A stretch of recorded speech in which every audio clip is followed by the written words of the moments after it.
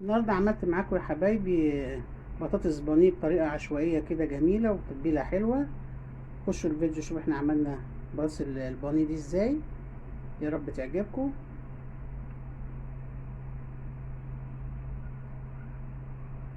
السلام عليكم، ازيكم يا حبايبي؟ عاملين ايه؟ ان شاء الله يا حبايبي هعمل معاكم النهارده بطاطس بانيه. اول حاجه عملتها جبت كده 4 بطاطسات، غسلتهم وقطعتهم بعد ما قشرتهم، طبعا سلقتهم بشويه ملح. وبعد كده بقى هنتعامل معاهم بالمكونات التانية. هنسيبهم بس لما انا سلقتهم، بس استنى لما يبردوا واكمل المكونات بتاعتنا. بصوا يا حبيبي، وهي سخنه كده انا معايا كيس توابل بطاطس. لو ما عندكيش حطي بابريكا وتوابل من عندك. ده كيس جاهز كده فحطيته كله. وهحط شويه فلفل اسود، مش كتير.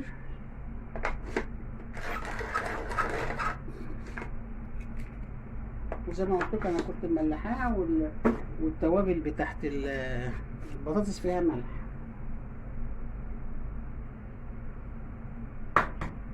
هحط بقى عليها بيضه.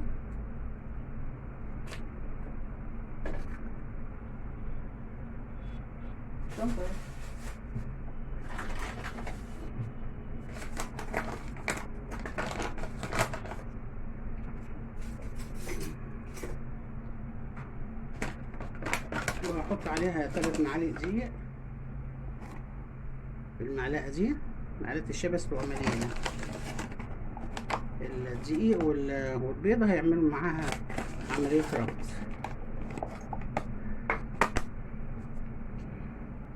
يبقى حطينا 3 معالق دقيق، وهنحط معلقه نشا، نفس المعلقه اللي احنا بنعاير بيها اهي.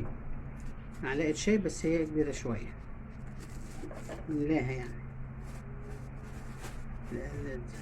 النشا هيخليها مقرمشه.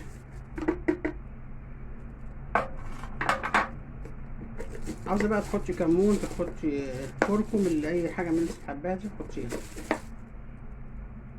انا حطيت يا حبايبي حبه كاري وحبه كركم وحبه بابريكا، ومعايا هنا بصل بودر وثوم بودر. هحط برضو المعلقه الصغيره دي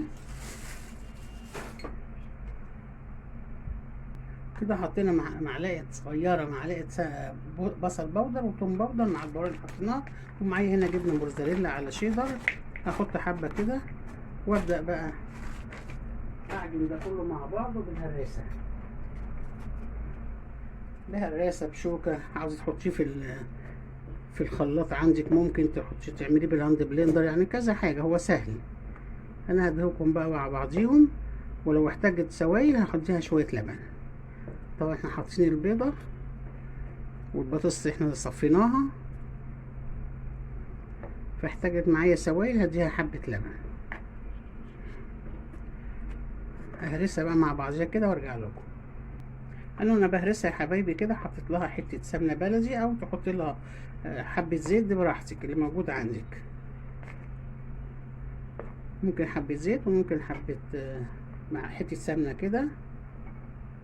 هي انا هرستها بالهراسه. هكمل بقى عجنها بايديا عشان نبدا نشكلها ونعملها قرص. حاجه من الاتنين، ممكن تحطيها في الفرن وممكن تقليها، بس انا عشان مستعجلين هعملها وانا واقفه كده على البوتاجاز في الطاسه التيفال، وهعتبر ان انا هحمرها يعني. نكمل بقى هرسها وارجع لكم. بعد ما هرستها يا حبايبي طلعت العجينه طريه، فحطيت لها شويه معلقتين دقيق اصفر اللي هو دقيق الذره الناعم. وهحط حوالي نص معلقه كده بيكنج باودر صغيره، مش كتير. وهبدا بقى اقلبها تاني بشويه دي اللي انا حطيتهم لها، عشان قلت لكم ان هي طريه. تطلع معاكي طريه شويه حط لها شويه دقيق. انا بحب الدقيق الاصفر فحطيت لها، انما اول مره حطيت دقيق اخضر. ده او ده ماشي الحال. بس هكمل بقى ضحكها كده واسيبها ترتاح 5 دقايق، وابدا اشكلها واقليها. وكده يبقى خلصنا البطاطس البانيه المقليه. سيبها بقى ترتاح واشكلها وابدا اقلي فيها. هبدأ بقى يا حبايبي اشكلها بالمعلقة بايديك اللي هي في ايدك، او تعمليها بالمعلقة اعمليها. انا بعملها كده بالمعلقة اهي، بسويها كده واروح منزلاها على الزيت. زيت ايه مش كتير، ومن النار مش عالية، نار متوسطة علشان ما تتحرقش منك بسرعة. هي طبعا مستوية كلها، يا دوب بس على التحمير.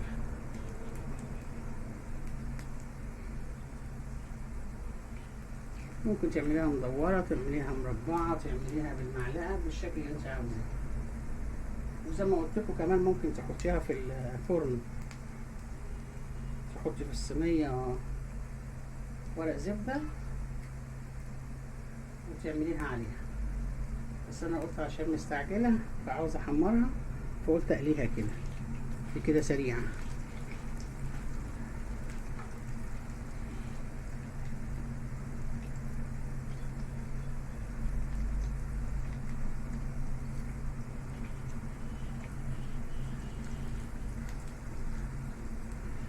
استنى بقى اما تحمر ونقلبها الناحية التانية.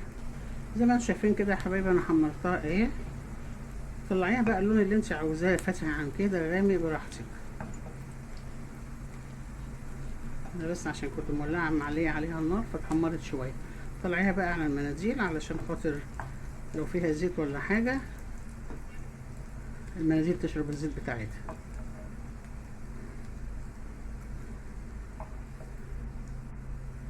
بس نعمل كمان حبه.